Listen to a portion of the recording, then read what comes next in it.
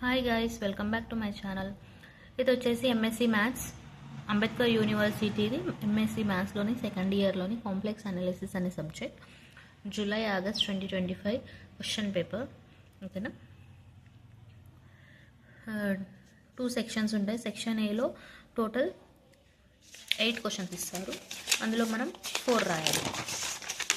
8 questions ఇస్తారు, అందులో మనం 4 రాయాలి. ఒక్కొక్క దానికి 10 marks, total 40 marks. Next section B వచ్చేసి 10 క్వశ్చన్స్ ఇస్తారు, మనం 5 రాయాలి.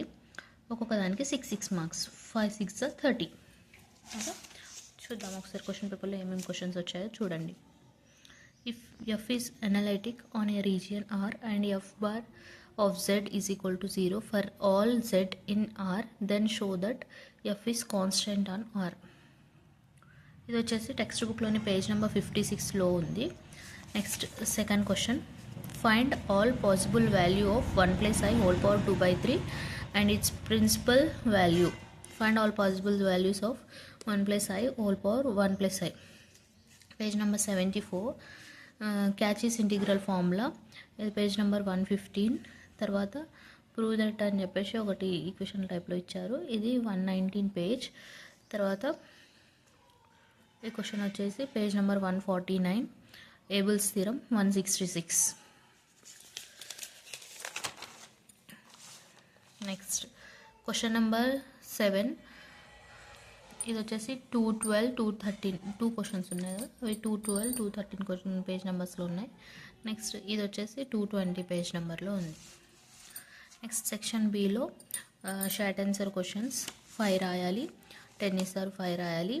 ఒక్కొక్క దానికి 6 మార్క్స్.